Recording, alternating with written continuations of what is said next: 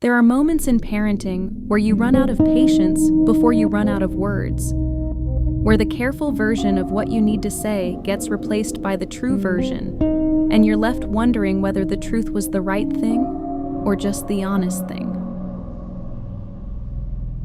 Tonight's story is about a mother, a 10-year-old boy, and the night she finally told him exactly why his sister gets to stay in the nice house while he doesn't. This is her story, in her own words. She and her 2 kids, a 10-year-old son and a 6-year-old daughter, needed somewhere to stay. A friend she hadn't seen in years heard about the situation and offered her family's home. The friend has 4 children of her own, 2 adopted from foster care, and is pregnant with a 5th. Big house, huge playroom, backyard with a pool and play structure. Before they moved in, the friend was clear. She wanted to help, but if the situation became harmful to her kids, they would have to leave. Her son has always been difficult at home. She's tried family therapy, individual therapy, behavioral technicians, everything she could think of. He's great at school. But at home, everything is a power struggle. He did well for a couple of weeks. Then he started testing boundaries. He was warned. Then he started teasing his sister and the friend's oldest daughter. They received one final warning. She talked to her son, tried punishment again. He went back to it. That night, she and her son were asked to leave. The friend offered to keep her daughter until they found somewhere stable. She and her son bounced between hotels and motels for weeks. They're now in a 2-bedroom apartment that almost certainly has mold problems. Her daughter is still at the friend's house. OP visits twice a week without her son. They spend weekends together as a family. The other day, her son accused her of favoring his sister. He was angry that his sister gets to stay in the nice house while he has to live here. She was done. She told him the truth, that the reason his sister gets to stay there and he doesn't is because his behavior got them kicked out, that he had been warned, that he chose to keep going anyway, that now he has to deal with the consequences. He has been deeply upset ever since. She's wondering now if she made a mistake, if she shouldn't have told him why. But in the comments, she said something that clarifies exactly how she's framing it. It is not his fault that she can't provide adequate housing. It absolutely is his fault that they had to leave her friend's house. Those are 2 different things. Reddit's verdict, not the asshole.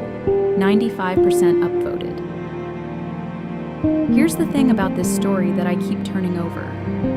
He was 10 years old, living in a home that wasn't his, with rules that weren't his, while his whole life was already unstable in ways he didn't choose and couldn't control.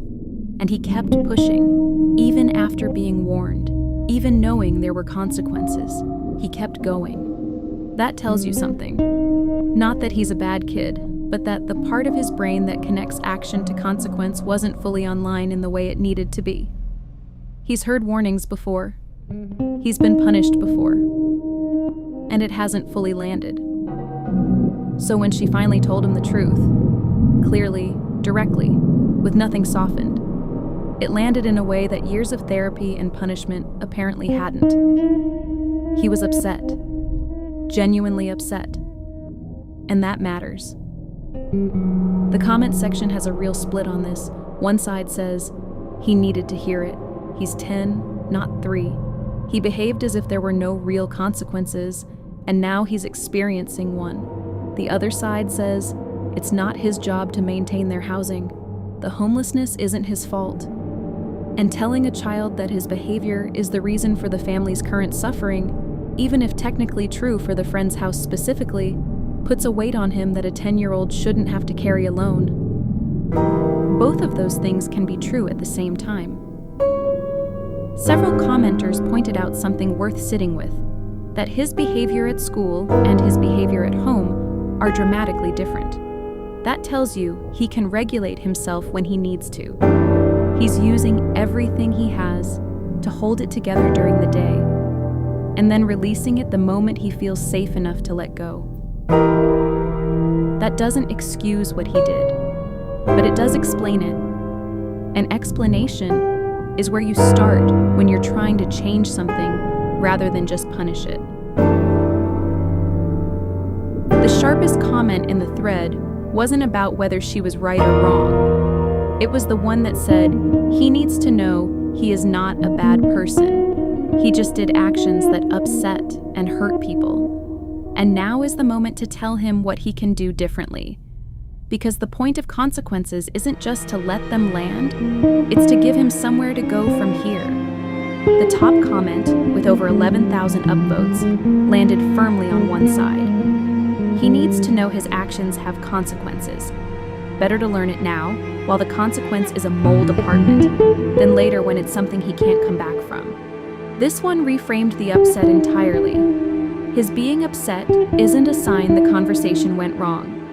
It's a sign it finally went in. He heard it. He understood it. And now the real work begins. Not letting that guilt calcify into something else, but helping him channel it toward who he could be next. And then OP's own reply, the clearest thing she said in the whole thread. It is not his fault she can't provide adequate housing. It absolutely is his fault they had to leave the friend's house. Two different things, and holding both without collapsing one into the other is exactly the right framing. Here's where Wren lands on this one. She told him the truth, and it hurt him, which means it reached him. That's not nothing. But the conversation has to keep going. He needs to know the truth she told him isn't the whole truth. That his behavior caused this particular consequence? Yes. That he is the reason his family has no stable home? No. There's a version of this story where the guilt he's carrying right now becomes the thing that finally shifts something in him, where he looks at the walls and the distance between him and his sister and decides he wants to be different. Not because anyone told him to, but because he felt what his choices cost and chose differently from there. And there's another version where that guilt just becomes another thing he carries without the tools to put down. The difference between those two versions is what happens in the conversations after this one. Tell him what he can do now, how to apologize, how to earn trust back, how to be the version of himself his school already sees every day. He got there once. He can get there again. He just needed someone to finally tell him the truth first. More whispers are coming. Follow Wren so you never miss one. I'll see you in the shadows.